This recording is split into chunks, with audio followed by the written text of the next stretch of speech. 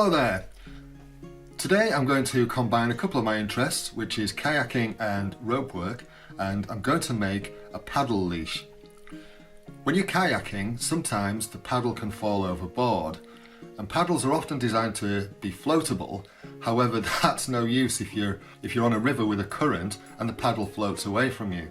So what I thought I'd do is make a leash that attaches either to my wrist or to my ankle that will then attach to the paddle, so that if the paddle falls in the water, I can reel it back in.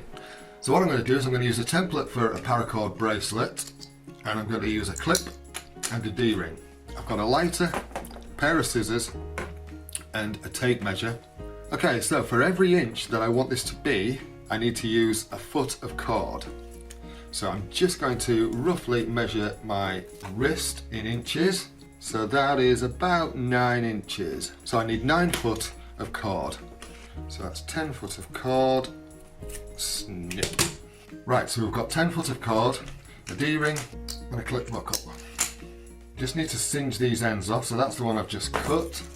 So using the lighter. If you just flatten them off a little bit before you work, especially when you're working on these kind of things, they just feed through better, they feed through the slip clips better. So it doesn't matter which end you start on, so take the 2 ends of your rope, your paracord, and feed those through the underside. If your clip arches that way, curves that way, that's the bottom, so feed them from the underside of your clip. Pull them through and then slip them through the loop that you create and then pull them tight. Cinch that up to your clip. Then take your 2 ends and go through the top. So if it curves that way again, this time you're going to go in through the top.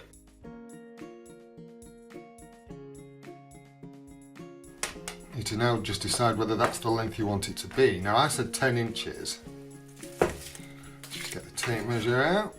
So 9 to 10 inches. So that from the inside needs to be about there. Actually that's quite big, so I'm just going to pull that in a little bit. So around about 8 inches actually.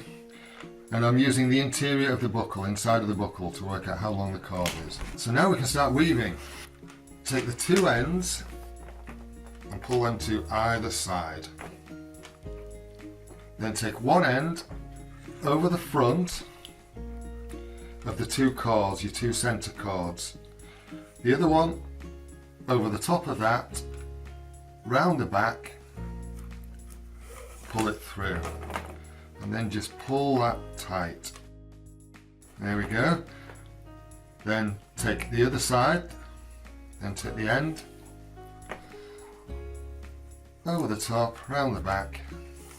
Now I always find there's an easy way, this is called a cobra weave, and there's an easy way to remember which one goes across. It's always the opposite one to the one you've just done. However, when you look at this, the one that goes across the front is the one that comes out of the front loop. So that's see how that loop faces you, goes across the front there. That's the one that you then feed across the other side. So from there, that one then is the one that feeds across here. This goes over the top of that and then round the back.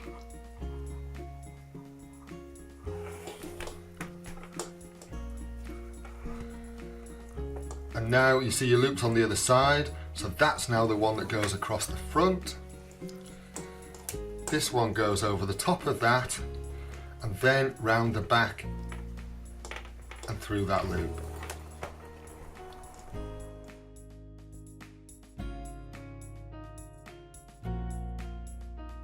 Okay, we'll come back to this in a second. I'll get this done and then I'll show you what we're going to do next. Okay, so I've gone all the way along here and I'm almost at the end, and I just thought I'd show you how I'm going to finish it off. I have pushed those up quite tight at the moment so that there is a bit of room for movement at the end. So we'll just do the last one of these and then we're just left with the 2 ends just to finish off. To finish off, all I'm going to do is I'm going to feed the end through there. Might need to just push it through with a little hook.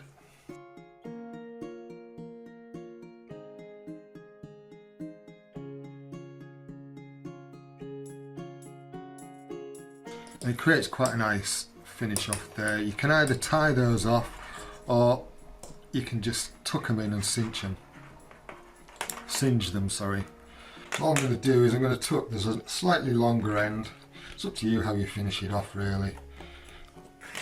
What you don't want is a great knot or lump here, because that's going to rub against your fingers. So all I'm going to do is just pull that round through that loop. Can you see that? So I've taken that slightly longer end, fed it through that loop.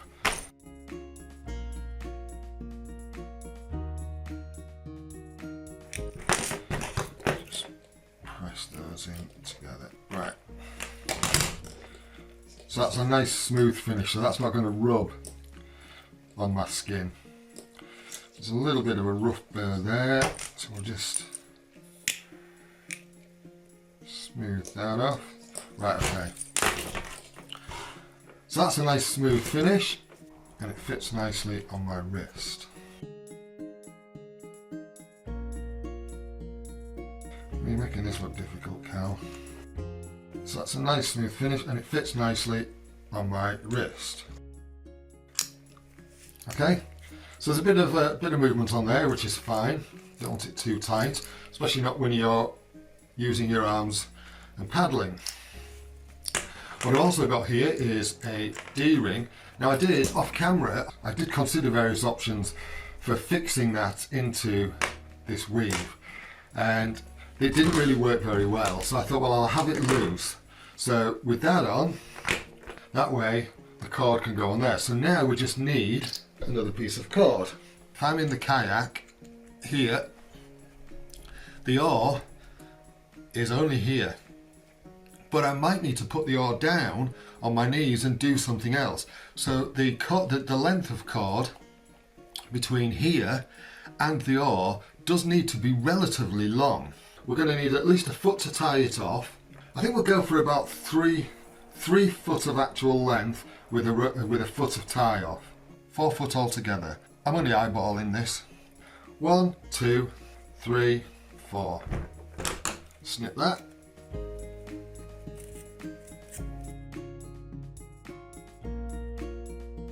Just out of curiosity, let's just have a look, see how close I was to 4 foot. So there's the end. Look at that, 48 inches just off. So that's not bad, I'll trust my eyes going forward. So the first job is to tie that to here, securely. And all I'm going to do is use like a double fisherman's knot on here. Basically a slip knot. You want the long end to be the running end, the bit that does the slipping, and in which case this is the bit that's going to tie off. You're going to go up to the top. You need a relatively long tail. Wrap it round again back on itself. Let's do this even longer. We just need a bit more space to move. Wrap it round again, and once more for luck, and then feed that, the loose end, through the top, from the bottom to the top, and then just gradually just tinker with this until you get it nice and tight. I always try to make this as small as possible so that you're not losing as much of the rope, and you just have to play with it until you get it, till it drops in where you want it. There we go. It's not bad. Pull that and it locks down. A good idea would be to tape that off, but we're just going to leave it for the time being. The next thing we're going to do is we're going to need to create the same thing as that on this end. That's going to be the running end, so we're going to go over the top, round, round, round again, and then up through the loops.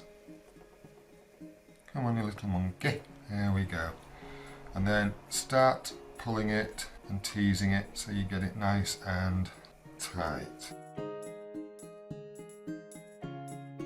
So that is now the end that attaches to the oar. I'll show you what I mean.